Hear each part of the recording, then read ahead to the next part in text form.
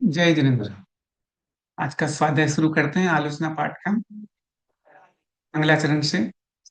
वंदो पांचो परम गुरु, चौबीसो जिन राज। करूं शुद्ध आलोचना, शुद्धिकरण के काज।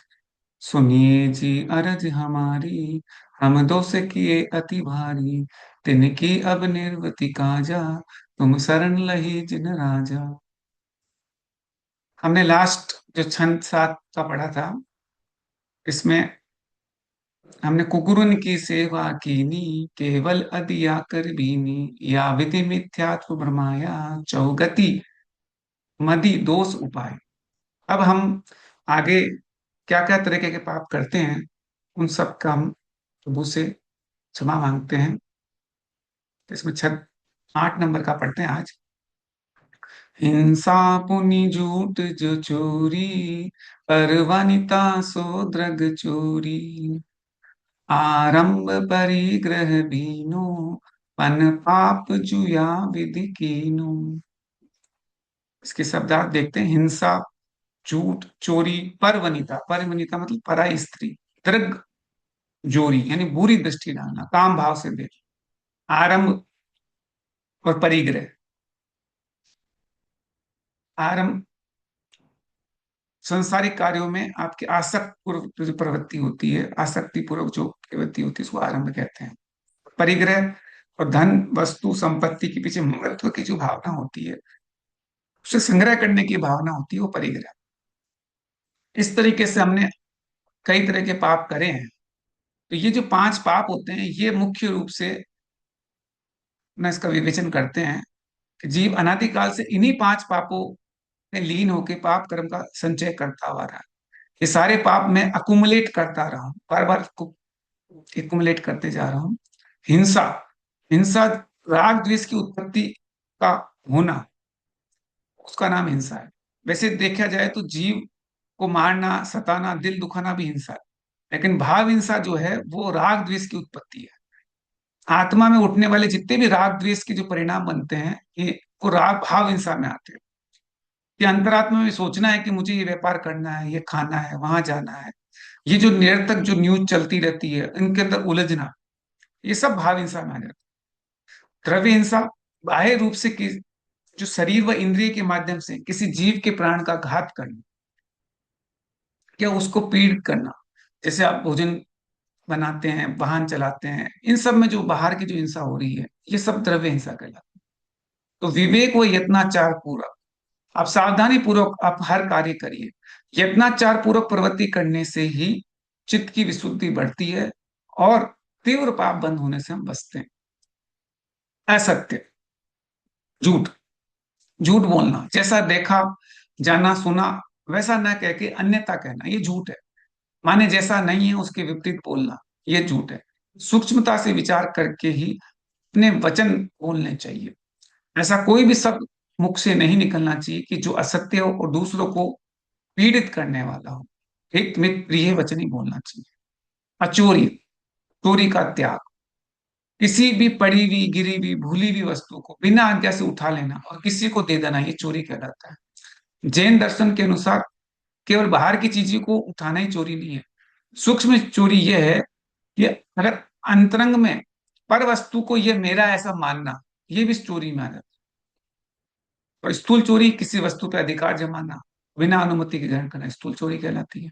कुशील, पर स्त्री पर पुरुष से राग। पर वनिता मतलब पर स्त्री। पर स्त्री कोई भी हो तो उसको बुरी नजर से देखना, पराई माँ बहन को बुरी नजर से देखना, ये कुशील है। यहाँ पर वनिता सो दृग चोरी, इन दृग माने दृष्टि, दृग चोरी का मतलब दृष्टि को जोड़ा, माने घूर घूर के देखना, बुरी नजर से देखना। जैसे कहते हैं स्टीयरिंग बोलते हैं, जैसे किसी को स्टेयर करते हैं ना, घूर घूर के देखना। तो ये गलत परिणामों से देखना कुशील है। अपने जीवन में इस तरीके के जो पर स्त्री पर पुरुष के प्रति जो राग दृष्टि होती है, उसको पूरी तरह से त्याग कर देना चाहिए। चक्षु इंद्रिय से और कर्ण इंद्रिय से या किसी अन्य माध्यम से किसी भी पर व्यक्ति के प्रति कुदृष्टि और राग भाव उत्पन्न करना कुशील पाप का कारण है। परिग्रह एवं आरंभ, परि परिग्रह में ही आरंभ आ जाता है, क्योंकि जिसके पास परिग्रह होता है वही आरंभ कर सकता है, बाकी आरंभ कौन करेगा। आरंभ परिग्रह को भीने, भीने का अर्थ है उसमें रुचि लेना, रचना। आरंभ और परिग्रह में रुचा और रुचि ली, तो फिर आपको ये पाप में आ जाओगे। परिग्रह मतलब वस्तु का संचय करना, और आरंभ मतलब उनका उपयोग करना, मतलब क्रियाएं करना। जितना अधिक परिग्रह होगा और प्रयोग भी उतना ज्यादा ही करो। परिग्रह बढ़ने से चित्त में राग द्वेष बढ़ते हैं, और जिससे आत्मा दुखी होती है। अब ये पाप का व्यवहारिक का उपाय है कि आपको जीवन में परिग्रह की सीमा तय कर लेनी चाहिए। वस्त्र, भोजन, संपत्ति को निश्चित मर्यादा में बांध लेना, उस मर्यादा के बाहर क्या पापों से अपने आप बच जाएंगे। परिग्रह और आरंभ की आप लिमिट बना लीजिए, तो फिर आपके पास जीवन में आत्मचिंतन और धर्म ध्यान के लिए अधिक समय और मानसिक शांति प्राप्त होगी। इस कांड से पन पाप जू या विधि कीन्ह, पन यानी पांच ही जो पाप है, इसके प्रकार से जो हमने किए हैं, इसी से संसार बढ़ता है। अब आगे 9 नंबर का छंद भी लेते हैं आज। सपरस रस नागानन को, दृग कान विषय सेवन को, बहु कर्म किए मन माने, कछु न्याय अन्याय न जाने। इसमें क्या है, पांच इंद्रियों के विषय आ गए। स्पर्शन, रसना, ध्यान, दृग मतलब आंखें, कान कर्ण इंद्रिय, विषय सेवन इनकी इंद्रिय विषय के भोग को अपन ने मनमाने अपनी इच्छा अनुसार बिना संयम के इनकी सेवन की बात करी गई है। फाइव सेंसेस की बात करी गई है। स्पर्श इंद्रिय मतलब टच, स्किन, जो अपनी स्किन से जो होता है। संरचना इंद्रिय मतलब जीभ, स्वाद से जो, जीभ टेस्ट। और घ्राण इंद्रिय मतलब स्मेल, नोज से जो लेते हैं, नाक से गंध लेते हैं। चक्षु इंद्रिय मतलब साइट, विजन, आई से जो लेते हैं। और कर्ण इंद्रिय मतलब जब सुना, कान से सुनते हैं। ये पांचों इंद्रिय के विषय से ही आदमी पाप की प्रवृत्ति में लिप्त हो जाता है। स्पर्श इंद्रिय, स्पर्श इंद्रिय के माध्यम से अलग अलग पाप कैसे होते हैं, उदाहरण के लिए जैसे ठंड का मौसम है और गर्मी की इच्छा है, तो आप हीटर चलाओगे, तो हीटर चलाओगे जीवों की हिंसा होगी। इसी तरह से गर्मी के मौसम में आपको ठंड की, हिसाब एसी चलाओगे तो उससे भी हिंसा होगी।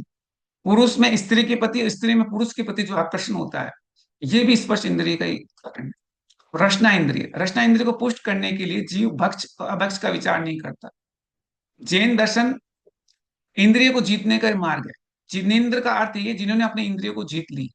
जीव अपनी रसना इंद्रिय का गुलाम नहीं बनना चाहिए। ये जीव जो होती है, ये जीव के अनेक पाप करवाती है। एक दिन ये शरीर और इंद्रिया खाक हो जाएगी, लेकिन जो कर्म बांधे हैं वो आपके आत्मा के साथ चले जाएंगे। इसलिए आपको आगम में ध्यान रखकर भक्ष और अभक्ष का विचार करके ही आपको कुछ ग्रहण करना चाहिए। घ्राण इंद्रिय, घ्राण इंद्रिय का मतलब सूंघने की क्षमता। सुगंध, जैसे इत्र, परफ्यूम, एयर फ्रेशनर जो काम में लेते हैं, इसके लिए आपको थोड़ी तृप्ति लगती है, लेकिन अनंत जीवों की हिंसा होती है। सुगंध हो चाहे दुर्गंध हो, हमें समता भाव रखना चाहिए। जैसे जैसे कि सिद्ध भगवान है, जो पूरे विश्व की सुगंध और दुर्गंध का ज्ञान होता है, फिर भी वो समता बनाए हुए रखे। चक्षु इंद्रिय, चक्षु इंद्रिय का विषय बहुत व्यापक है। जैसे सजावट, डेकोरेशन के माध्यम से आप बहुत सुंदर लग रहा है, आंखों को प्रसन्न करते हैं। भोजन को बड़े सुंदर तरीके से बनाते हैं। कॉस्मेटिक सामग्री को यूज करके शरीर को सुंदर बनाने का प्रयास करते हैं। ये सब चर्म चक्षु की पुष्टि के लिए किया जाता है। जबकि ये शरीर एक दिन नष्ट होने वाला है। जितनी ज्यादा वस्तुएं होगी उतनी तृष्णा बढ़ेगी, और जिसके पास संतोष होगा वही सुखी रहेगा। कर्ण इंद्रिय, कर्ण इंद्रिय का विषय निरंतर बढ़ रहा है। बिना किसी प्रयोजन से लगातार रेडियो, गाने और संगीत सुनने का जो है ना, कर्ण इंद्रिय को पुष्ट करते रहते हैं। तो उससे आपका निरंतर पाप का बंध होता रहता है। आत्मा और इंद्रिय का संबंध, वास्तव में कान व अन्य इंद्रिय स्वयं कुछ नहीं जानते। उसके अंदर जो आत्मा है वो ज्ञान स्वरूप ही है। जब कोई मीठी चीज जीभ पे रखी जाती है तो आत्मा को उसका ज्ञान होता है।